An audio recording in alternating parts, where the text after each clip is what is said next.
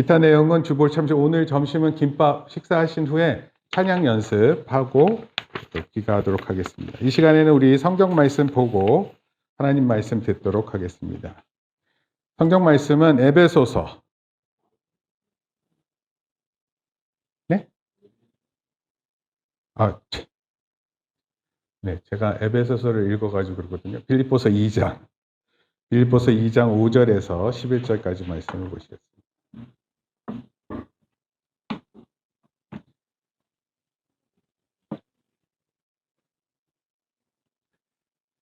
신약 성경 몇 페이지인지 찾으신 분은 네? 319.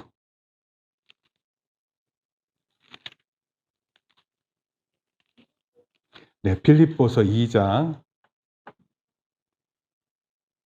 5절에서 11절 우리 한 절씩 교독하겠습니다. 제가 한 절 읽고 여러분들이 한 절 읽습니다.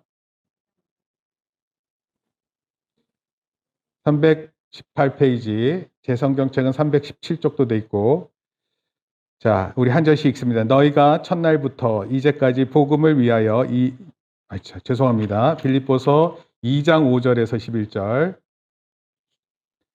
너희 마음에 이 마음을 품으라. 곧 그리스도 예수의 마음이니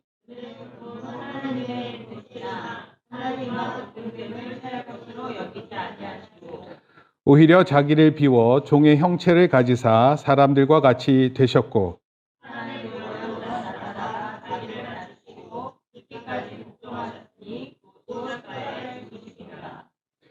이러므로 하나님이 그를 지극히 높여 모든 이름 위에 뛰어난 이름을 주사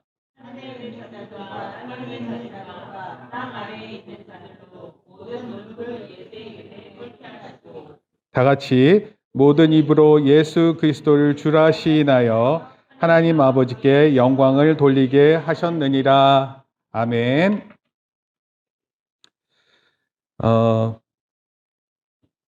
성탄절이 되면 여러 노래를 듣습니다. 대부분 어떤 노래를 듣죠? 캐롤송? 네. 어떤 노래를 많이 듣게 되나요? 요즘에 그런 얘기 있더라고요. 저작권 때문에 아무 데서나 그렇게 음악을 틀 수 없다고 합니다. 그런 얘기 들어보셨어요? 네. 그래서 그래도 뭐 웬만한 곳에서 또 노래도 틀고 백화점이나 또는 마트, 또 빵집, 그다음에 커피숍, 뭐 헤어샵 뭐 이런 데서 다 트는 것 같습니다. 학교에서 혹시 캐롤 들려줘요? 학교에서? 안 들려줘요? 학교에는 그러면은 뭐 시작하는 시간하고 끝나는 시간 이것만 들려줘요? 네, 그거 말고 들려준 노래 없어요? 네. 지난 주일 크리스마스 이제 앞두고 이제 빵 사러 갔거든요. 목사님이 빵 사러 갔는데 거기서 노래가 나왔어요. 네, 그 노래가 뭐냐면 아직도 잊혀지지 않는 노래예요. Last Christmas I gave you my heart 이런 노래입니다. 지난 크리스마스 때 난 너에게 마음을 주었지 뭐 이런 노래예요. 이 그룹이 웸이라는 그룹입니다. 웸. 네, 되게 오래된 그룹이에요. 1986년에 그 노래가 나왔습니다. 놀랍게도 목사님은 그때 그 노래를 듣고 있었어요. 근데 그 이후로 무려 이게 37년 된 노래인데 여전히 지금도 유명합니다. 그 노래를 불렀었던 사람은 하여튼 일찍 돌아가셨어요. 그런데 노래는 여전히 남아서 이렇게 들립니다. 우리나라에 봄이 되면 죽었다 살아오는 노래가 있어요. 장범준의 벚꽃 엔딩이라는 노래인데 봄바람 휘말리며 이러면 봄 되면 그 노래 또 나와서 차트를 점령하고 그럽니다. 크리스마스 하면은 크리스마스 때 들려오는 노래들이 꽤 있어요. 이것저것. 그런데 한국인이 좋아하는 크리스마스 캐롤 1위가 Last Christmas예요. 아까 불렀던. 그리고 2위가 All I Want for Christmas is You 라는 노래입니다. 네, All I Want for Christmas 이 노래입니다. 그리고 3위가 징글벨, 4위가 We Wish You a Merry Christmas, 그리고 5위는 크리스마스에는 축복을 이런 노래가 있다고 합니다. 이 외에도 뭐 아리아나 그란데의 산타 텔미라는 노래, 이런 것들이 유명하다고 해요. 한국인이 좋아하는 성탄 찬송 베스트 5. 근데 베스트 5인데 1위가 성탄 찬송이 아니에요. 근데 이해가 돼요. 1위가 무슨 노래냐면, 찬송이냐면 지금까지 지내온 것.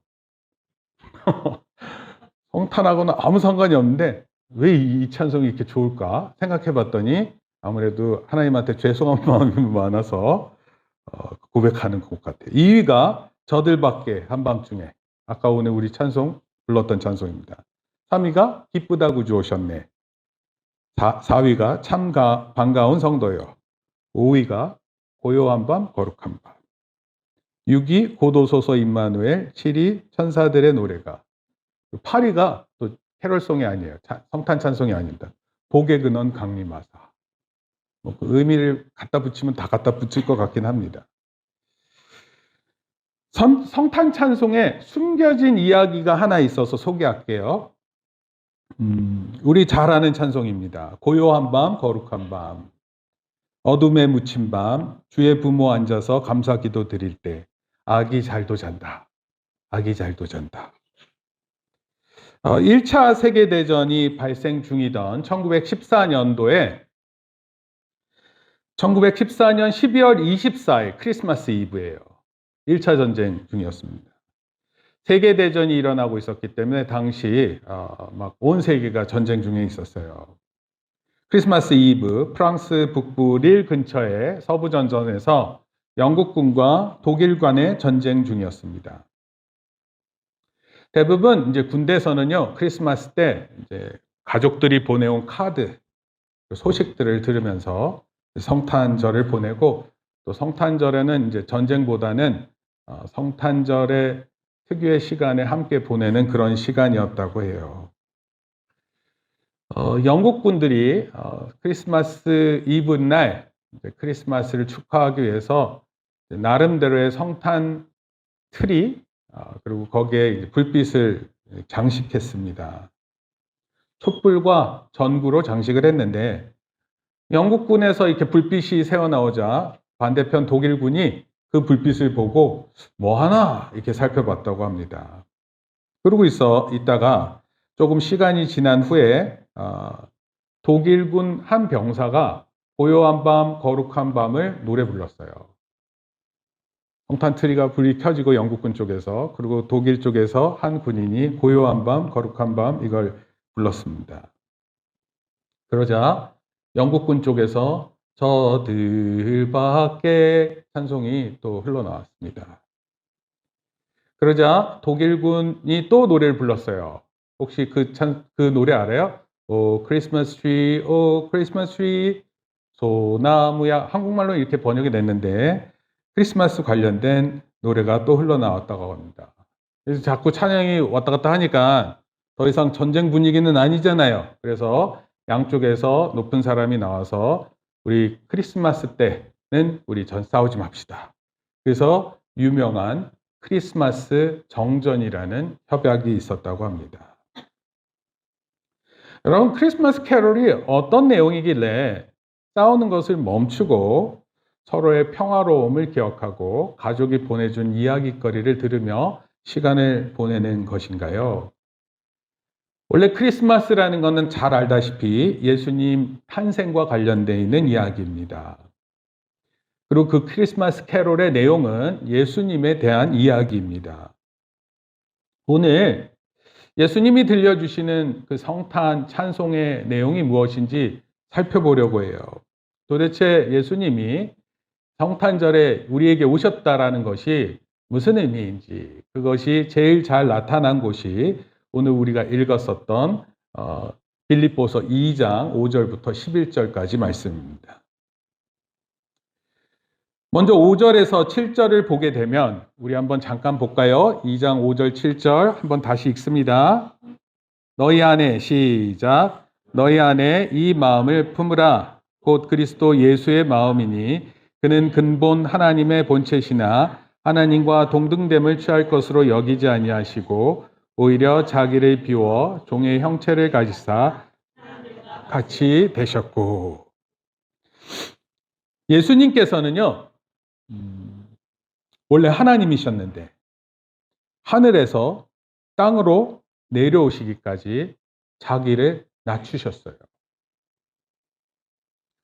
여러분, 성탄이라는 뜻은 예수님께서 태어나셨다라는 그 의미를 갖고 있는데 그게 무슨 뜻이라고요? 하늘에서 땅으로 오시기 위해서 예수님이 스스로 자기를 낮추셨다, 이런 뜻입니다. 여러분, 혹시 주변에 다른 사람들을 위해서 자기의 편안함을 포기하는 사람을 본 적이 있으세요? 내가 가지고 있는 편안함 있잖아요. 이것을 포기하고 다른 사람을 위해서 사는 그런 사람을 본 적이 있으세요? 여러분, 생각보다 그런 사람 되게 많아요. 되게 많습니다. 우리 눈에 안 보일 뿐.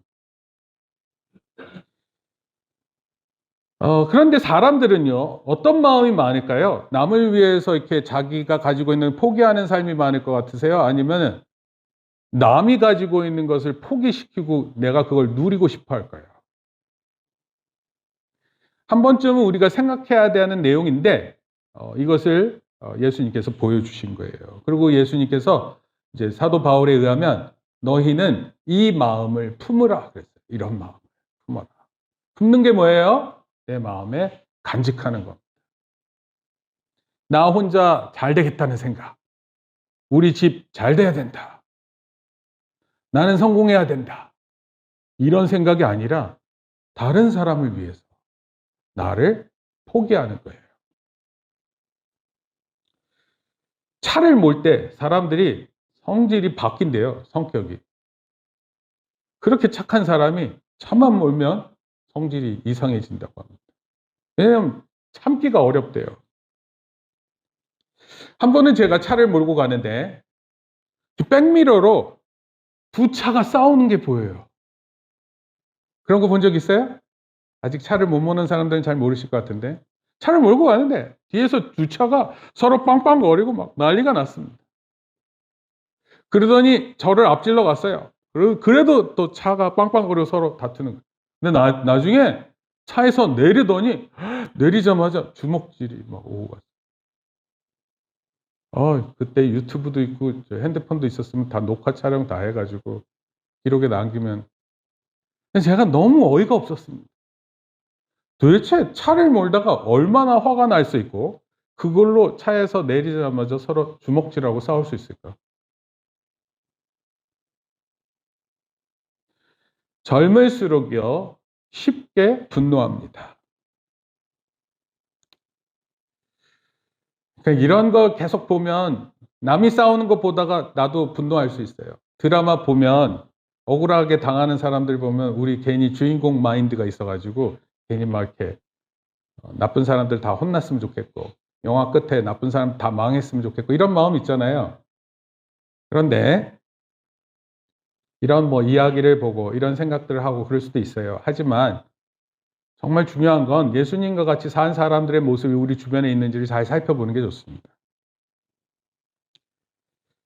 호레이스 그랜트 언더우드라는 사람이 있어요. 호레이스 그랜트 언더우드. 1859년 영국 런던에서 출생했습니다. 이분이 10대 때 미국으로 이사를 오게 되고 미국에서 뉴욕대 인문학과 졸업을 했어요. 인문학과라 그러면 그냥 일반 학부를 얘기합니다. 그러고 나서 바로 신학교에 들어갔는데 그때 당시 뉴 브런즈윅이라는 신학교에서 공부했습니다. 이분이 신학교를 다니다가 인도 선교사가 돼야 되겠다 이런 마음을 먹었다고 합니다. 그래서 인도어죠. 힌디어하고 의학을 공부했어요. 그러다가 선교사 나가기를 위해서 이렇게 훈련을 받는데 한 선교지에 대한 내용이 이렇게 적혀 있었어요.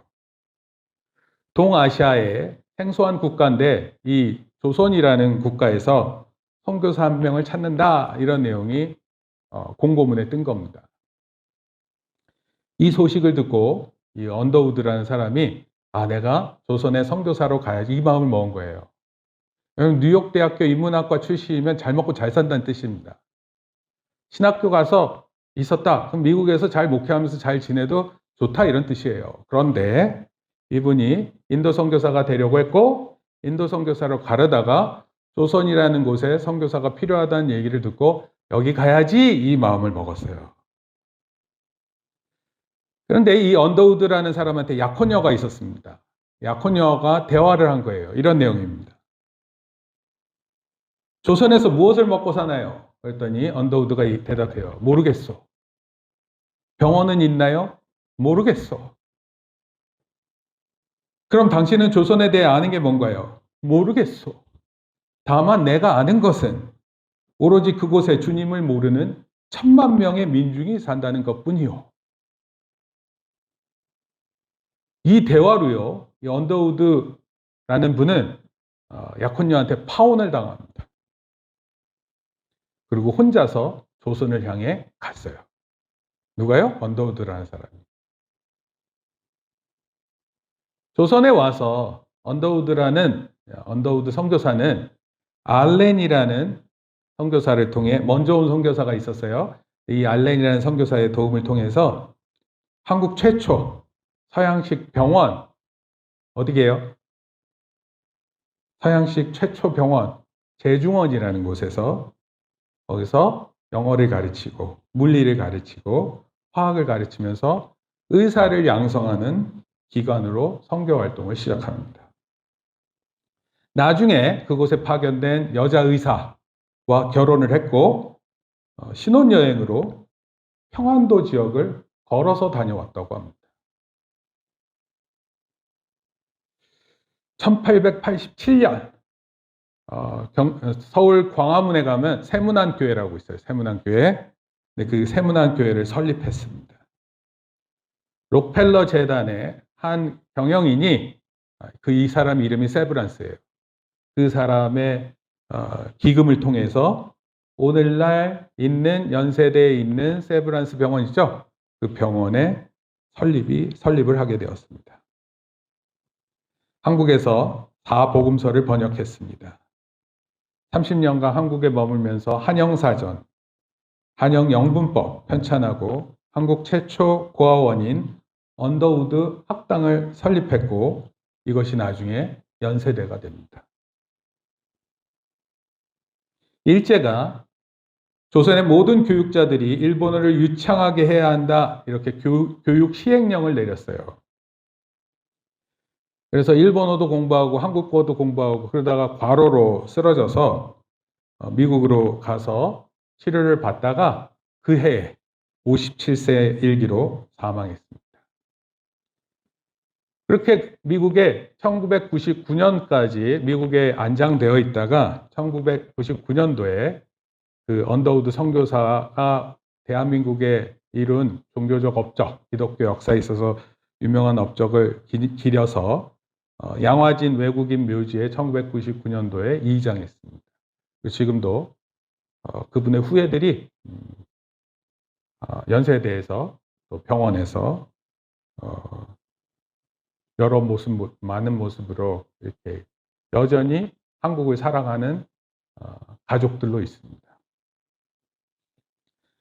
1885년 25세의 나이에 한국에 와 최초로 복음의 씨를 뿌리기 시작했고 알렌이라는 선교사와는 다르게 알렌은 높은 사람들에게 복음을 전해서 높은 사람들이 이렇게 많아지면 복음이 이렇게 내려갈 것이다 생각을 했는데 언더우드는 밑에 있는 사람들한테 복음을 전해야 된다 생각해서 밑에 있는 사람들로부터 교회가 세워져야 된다는 이런 선교 방식을 고집하다가 많은 또 다른 선교사님들과 다툼이 있기도 했어요. 그랬지만 자기 집을 교회를 위해 자기 집을 내어놓고 기꺼이 내어놓고 또 교육을 어떻게 했는지 잘 키워야 되겠다 생각했고 그를 토대로 해서 연세대학교가 되고 또 세브란스 병원이 이어질 수 있게끔 만들었습니다. 왜 이런 얘기를 한다고요? 네. 주변에 겸손한 사람들을 하나님이 이루시는 것들을 분명히 나타내기 때문에 그렇습니다. 오늘날 한국이 누리는 유익이 너무 크죠? 우리가 받는 돈 작지 않습니다. 다른 나라에서는 비교도 안 되는 돈이에요. 근데 우리는 우리 부족하다고 생각할 거고 그렇게 생각할지 모르겠어요. 근데 여러분 그럴 때 예수님의 모습을 보고 배워야 합니다. 예수님이 어떻게 사셨는지를 보고 내가 어떻게 살지를 고민해야 하는 거예요. 나는 왜 이 모양인지, 나는 왜 이렇게 뭘 해도 안 될까? 이런 게 아니라 예수님의 겸손을 보고 배워야 합니다. 바로 그것을 노래하는 것이 성탄절의 핵심 내용이에요. 수많은 선교사들의 겸손의 근거는 예수님이셨습니다. 예수님 원래 하나님이셨어요. 그런데 그분께서 인간이 되셔서 우리와 함께 하셔서 우리와 함께 하시기를 소원하셔서 우리와 같이 되신 것입니다. 그래서 첫 번째 성탄에 예수님이 가르쳐 주시는 그 성탄의 내용은요, 겸손이라는 거예요. 겸손. 두 번째, 예수님께서 보여주신 또 모습이 있어요. 2장 8절입니다. 성경 말씀 빌립보서 2장 8절 같이 읽습니다. 시작.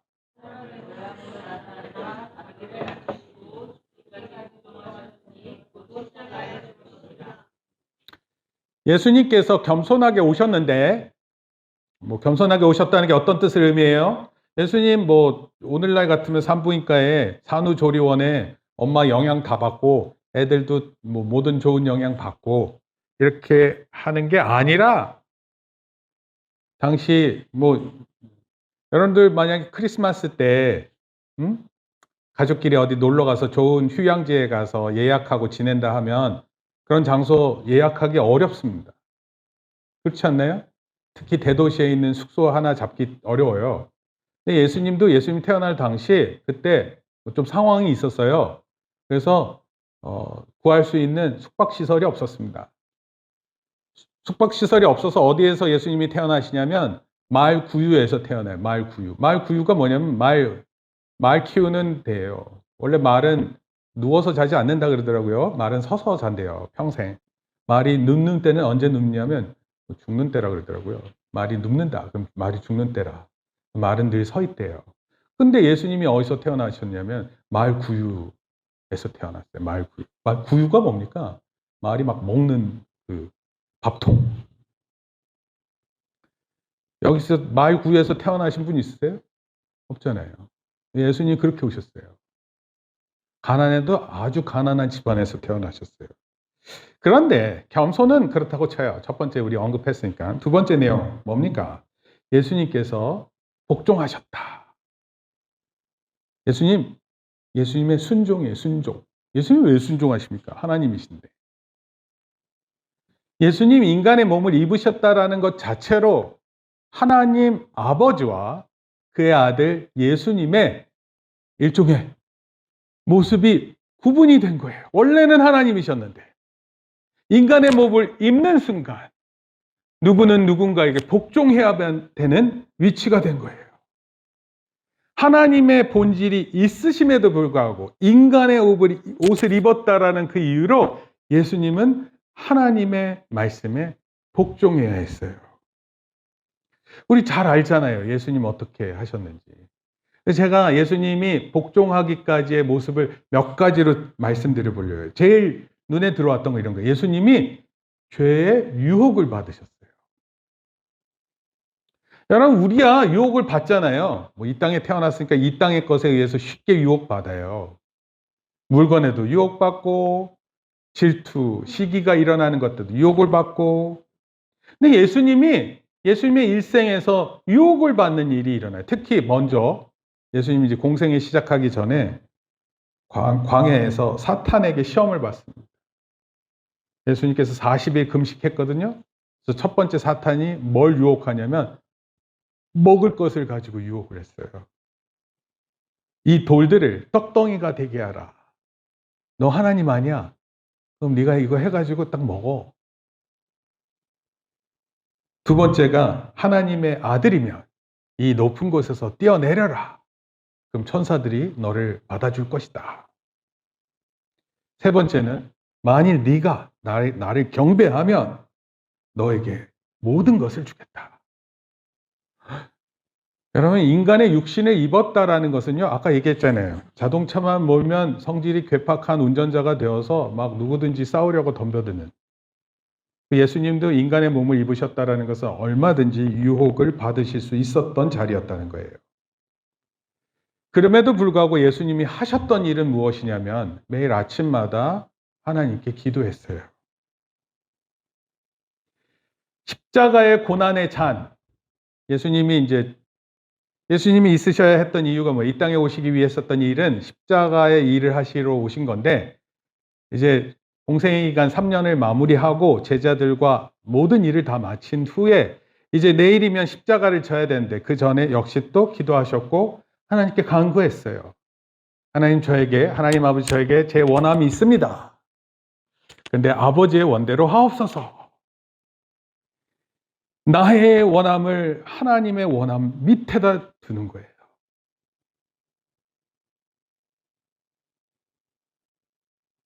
십자가의 고난의 잔이 지나가기를 원하셨지만 아버지의 원하심이 더 크다, 예수님 생각했습니다. 이걸 뭐라 그래요? 순종이라고 합니다. 순종.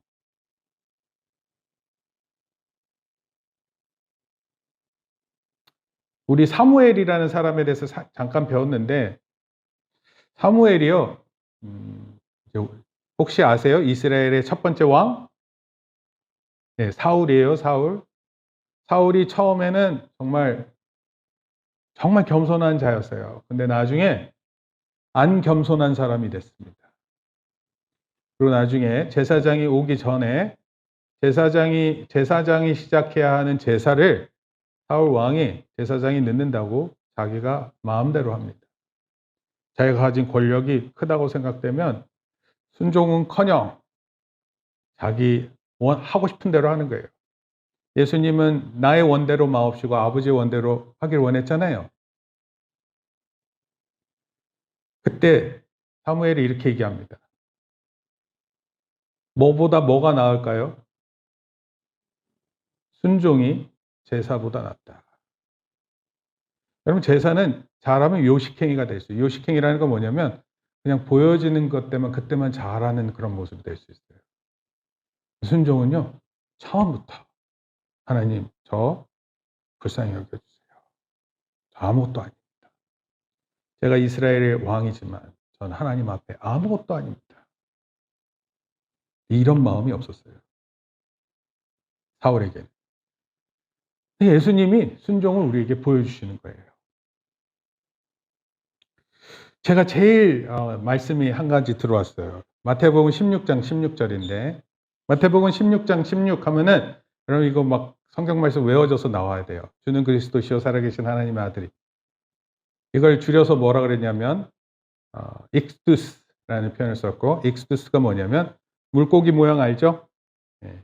익스투스가 예수 그리스도 하나님의 아들, 앞 글자를 따서 익스투스는 물고기라는 뜻인데, 그 익스투스라는 물고기라는 단어의 앞 글자가 전부 다 합치면 예수는 그리스도시요 살아계신 하나님의 아들, 이런 뜻이에요. 기독교가 많은 고난을 받고 있었을 때 이 익스투스라는 그 물고기 문양은 여러 가지 의미가 있었습니다. 특히 로마의 탄압을 받아서 예배를 드리기 어려웠어요. 그런 가운데 카타콤이라고 지하 무덤에서 숨어서 예배 드릴 때 이 물고기 모양은 어디서 예배 드린다라는 표식이 되기도 했습니다. 고난 가운데에서도 하나님 믿는 사람들이 예배를 이었고요. 그리고 예수님의 순종을 경험했습니다. 그런데 이 마태복음 16장 16절이 되게 놀라운 고백인데, 이 고백이 있자마자 예수님께서 되게 칭찬을 하셨어요. 그리고 그 고백 위에다가 교회를 세우겠다 말씀하셨어요. 사실 우리 교회는요, 예수 그리스도는 하나님의 아들이요라는 이 고백 위에서 교회가 세워져 나가는 거예요. 놀라운 고백 아닙니까? 그리고 예수님께서 그 고백 위에 교회가 있을 것을 말씀하시고, 음부의 세력이 이 교회를 이기지 못한다, 이 얘기를 했어요. 음부가 뭡니까? 지옥의 세계가, 죽음의 세계가 하나님의 나라를 점령할 수 없다, 이렇게 얘기를 했어요.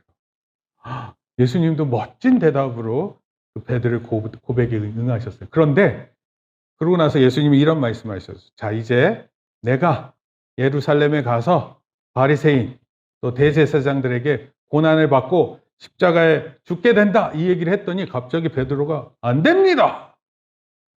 절대로 그런 일은 일어나서는 안 됩니다. 이렇게 막아서자 예수님께서 뭐라고 그러셨게요? 사탄아 내 뒤로 물러서라. 여러분 혹시 해리포터 주문 알아요? 윙가르디움 레비오사. 막대기가 없는데 제가 이거 막대기가 있고 탁 치면 여러분 다 공중도 뜨는 거예요. 윙가르디움 레비오사. 예수님이 사탄아 물러가라. 이게 오피소 휘파게. 오피소 휘파게라는 뜻이 예수님의 뒤로 물러가라 이런 뜻이에요. 그거 다른 말로 뭐예요? 너는 나를 따르라 이런 뜻이에요. 너는 내 말에 순종해라 이런 뜻이에요. 내 앞에서 항변하고 반항하고 네 멋대로 하려고 마음 먹지 말고 내 뒤로 들어와서 나의 팔로워가 되라 이런 뜻입니다. 어떻게 보면 예수님은요 예루살렘 성전에 예루살렘에 입성할 때까지는 예수님의 승승장구였어요. 예수님 주가가 있었으면 아마 그때 계속 치고 올라갔어요. 예수님 이제 예루살렘에 입성하신 후 이제 십자가에 돌아가시는 일만 남은 거예요. 일주일 뒤에. 일주일이 한 5일 뒤에. 많은 사람들이 예수 그리스도가 이스라엘의 왕이 되실 것이고 로마의 왕을 이길 것이다. 뭐 이렇게 생각하고 있었을 때 예수님은 십자가에서 죽으심으로 그의 모습을 드러내셨어요. 어떻게 보면 예수님은 마이너스를 위해서 질주하셨어요. 아니, 마이너스가 아니라 마이너스의 끝인 죽음을 향해서 질주하셨어요. 근데 그 일 때문에 우리에게 너무나도 큰 것들이 주어진 거예요. 예수님의 순종으로 인해서 우리가 너무나도 큰 것을 얻었다라는 뜻입니다. 교회가 불완전해 보여요. 그런데 교회는 예수님이 머리로 계신 곳이고 그 말씀에 순종함으로 음부의 권세를 이기는 곳입니다. 예수님은 마귀의 시험을 말씀으로 이기셨고 하나님이 원하심으로 이기셨고 겸손으로 이기셨어요. 교만의 유혹이 있었지만 겸손의 순종으로 이기신 거예요. 고린도후서 11장 30절에 내가 부득불 자랑할진대 내가 약한 것을 자랑하리라. 여러분 우리 때로는 공부를 되게 못할 때도 있고요. 뭐 안 해서 못할 수도 있어요. 열심히 해도 안 되는 때도 있어요. 또 막 사업을 계획하고 준비해서 했는데 안 될 때 있습니다. 그럼 되고 안 되고가 우리 마음이고 우리의 노력에 달려있다면 열심히 하면 돼요. 근데 그렇지 않은 때도 있습니다. 여러분 그러면 생각해야죠. 이게 무슨 뜻인지. 그리고 이럴 때 예수님 오심을 통해서 깨달으셔야죠. 교회를 통해서 일하시는 하나님 바라보셔야죠. 강자로 살겠다고 마음 먹고 살지만 강자가 위험하다는 사실을 알아야 되는 거 아니겠습니까? 자신만만해하다가 거만하다가 겸손을 모르고 교만해지면 무너진다는 것을 배워야 하는 거 아닙니까? 그러나 오히려 약한 가운데 겸손한 예수 그리스도를 보고 배우고 그 삶을 살겠다고 선택하는 그 삶이 얼마나 위대한지를 깨달아야 되는 것 아닙니까? 예수님이 우리에게 예수님 오셨던 일들에 대한 내용들을 예수님이 가장 낮게 오셨던 겸손한 모습을 통해 우리에게 그 내용을 가르쳐주고 계십니다.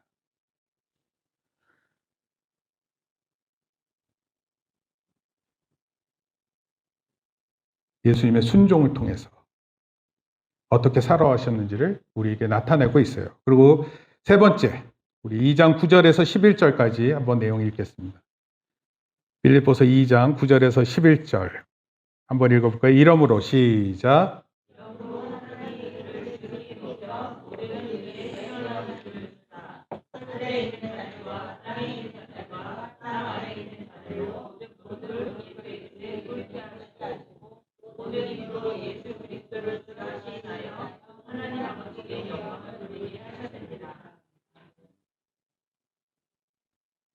갑자기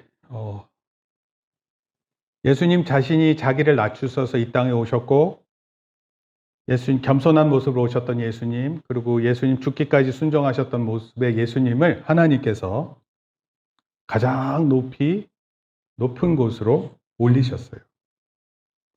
십자가라는 죽음에서부터 하늘 보좌로 이렇게 높이셨습니다.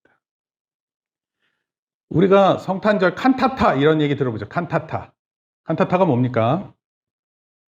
칸타타 하면은 음악 장르에서 소나타하고 칸타타 두 개로 구분해요. 소나타는 악기를 통해서 하는 연주고, 칸타타는 사람 또는 어떤 날짜를 축하하는 그런 의미로 하게 되는 겁니다. 사람의 목소리로 표현하는 것이 칸타타, 악기로 연주하는 것이 소나타 이렇게 표현합니다. 따라서 성탄절 칸타타 하면은 예수님에 대한 이야기를 노래하는 것이에요. 예수님의 탄생을 알리고 업적을 알리고 예수님의 죽음과 부활을 알리고 무엇보다도 예수님께서 가장 높으신 곳에 계신다라는 것을 노래하는 거예요. 예수님을 통해 인간과 진정한 소통이 이루어졌고 전지전능하신 만물을 창조하신 왕께서 이 땅에 오셨다는 것, 또 우리를 위해서 십자가에서 죽으셨다라는 것, 그리고 그것을 통해서 하늘의 영광이 되고 이 땅의 평화가 유지된다라는 말도 안 되는 일들의 연속인 것을 예수 그리스도를 통해서 높여드리는 것이 바로 성탄절 칸타타입니다. 여러분, 왜 하나님께 영광이 될까요? 하늘에 왜 영광이 될까요? 예수님 오셔서 예수님께서 십자가에 죽으시고 부활하셔서 높아지신 것이 왜 하나님께 영광이 하늘의 영광이 될까요? 그럼 원래 하나님 영화로우신 분이에요. 영광을 받으시는 분이십니다. 근데 이제 예수님이 그 영광을 받으시는 위치로 다시 가셨어요. 그리고 성령님 보내주셔서 어떻게 사는 것이 영광스러운 삶인지 우리에게 말씀하고 계십니다. 그 영광을 깨달은 많은 사람들, 그래서 자기를 겸손하게 만들고 죽기까지 순종하는 많은 사람들의 이야기가 널려 있어요. 그게 눈에 안 보여요. 주의 성탄절에 그게 안 보입니다. 내 자신이 잘 되는 것, 우리 가족이 잘 되는 것, 아니 우리 교회가 잘 되는 것, 하나님의 영광이 무엇인지 모른 채 나를 중심으로 돌아가는 이 세상만 보일 뿐입니다. 그렇지 않아요. 우리의 상황과 상관없이 하나님은 이미 영광스러운 분이시고 우리 예수님 하나님 통해 영광을 받으신 분이십니다. 우리는 그저 그 예수님 이루신 일을 보면서 우리는 그저 그것을 노래할 뿐이에요. 조금이라도 그 겸손을 따라가고 싶은 거고 그 순종을 경험해 보고 싶은 거예요. 우리 하늘영광교회인데 우리 삶이, 각자의 삶이 그런 삶이 되는 거예요. 결론적으로 말씀드릴게요. 예수님은 온 마블이 창조되기 전에 먼저 계셨던 분입니다. 그걸 뭐라고 표현하냐면 스스로 있는 자 이렇게 표현했어요. I am that I am. 내가 있기 위해서는 누가 있어야 되는 게 아니에요. 나는 스스로 있다. 그분이 이 땅에 오셨어요. 겸손하심으로 오셨습니다. 순종하심으로 오셨어요. 그리고 십자가에서 죽기까지 순종하셨고 하나님께서 예수님을 지극히 높여 모든 이름 위에 뛰어난 이름을 주셨어요. 모든 이름이, 모든 무릎이 예수님의 이름에 꿇게 하셨어요. 그리고 모두가 예수님을 구원자라고 시인하게 되고 이를 통해 하나님께 영광 돌린다 이렇게 약속합니다. 누군가는 어느 곳에서든 하나님을 그렇게 보고 예수 그리스도를 그렇게 높여드릴 거예요. 그리고 무엇보다도 내 자신이 그런 겸손한 모습, 죽기까지 순종하셨는데 나도 그렇게 살아봐야지라는 각오, 그런 마음으로 살아가고 그런 마음으로 공부하는 거예요. 그런 마음으로 일하는 겁니다. 내가 아무리 낮은 일을 하더라도 예수 그리스도를 섬기는 마음으로 일하는 거예요. 공부하는 겁니다. 지나가는 사람들 무시하고 나보다 못하면 나를 자랑하고 이러는 게 아니라 겸손하고 예수님의 모습을 생각하며 마음속 깊이 내가 이런 삶을 살아야지 마음을 먹는 거예요. 그리고 성탄절에 그렇게 살았던 사람들의 이야기를 들으세요. 그리고 그렇게 살았던 사람들의 이야기를 나누세요. 그래야 여러분들도 예수님의 모범으로 가지고 살 수 있는 거예요. 그리고 무엇보다도 연말에 부족한 마음 많잖아요.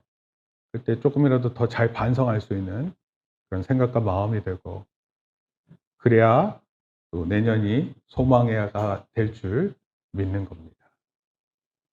이제 얼마 남지 않은 한 해 생각하면서 예수 그리스도의 오심을 다시 생각하고 예수님께서 가르쳐 주신 그 크리스마스 캐롤의 내용을 살펴보면서 여러분도 그런 삶 살기를 다짐하는 저와 여러분 되기를 축복합니다. 기도하시겠습니다. 하나님 감사합니다. 예수님 오심을 우리가 기억하면서 또 간절히 소망하면서 예수님의 모습을 다시 한번 생각하고 돌아봅니다. 예수님 하늘의 모든 영광을 내려놓고 이 땅에 오셨던 겸손을 보게 됩니다.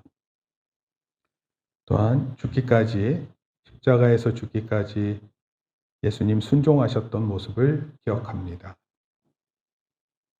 또 예수님께서 십자가의 죽으심과 부활을 통해 하나님 높이셔서 하늘 보좌 우편에 앉아 계심을 바라봅니다. 하나님, 우리의 삶이 여러모로 부족하지만 예수 그리스도를 알아 우리도 우리 삶 속에서 가능한 최선을 다해 겸손하며 또 죽기까지 순종하셨던 예수님을 바라보며 말씀에 순종하는 삶이 되고, 그런 가운데 하나님께 영광된 삶이 될 수 있도록 도와주시옵소서. 우리가 있는 것을 가지고 영광을 돌리고 우리가 잘함으로 영광을 돌리는 것이 아니라, 그렇지 않아도 하나님께 드릴 수 있는 충분한 영광이 있음을 기억하고 우리 삶 속에서 가장 좋은 것으로 하나님께 올려드리는 우리의 생각과 마음과 예배가 되게 인도하여 주시옵소서. 우리 한 해를 돌아보며 결실을 바라볼 때 부족함이 많음을 생각합니다. 그러나 그런 가운데에서도 다시 한번 소망하며 또 내년을 바라봅니다. 말씀이 육신이 되어 우리 삶에 임하셨던 것처럼 우리의 소원과 기대가 그리스도 안에서 2024년 실현될 수 있게 우리 삶을 주장하여 주시옵소서. 감사를 드리며 예수님의 이름으로 기도합니다. 아멘. 이제는 우리 주 예수 그리스도의 은혜와 하나님 아버지의 크신 사랑과 성령님의 감화 감동 교통하심이 이제 예수님의 겸손하심, 또 예수님의 순종하심, 예수님을 하나님께서 높이 올리셔서 모든 사람을 통해 영광을 받으신 이런 모든 일들을 통해 크리스마스 때 되새겨지는 주의 영광을 노래하기로 다짐하고 돌아가는 모든 성도들, 또 우리 사랑하는 자녀들 머리 위에 이제로부터 영원토록 함께 있을지어다. 아멘.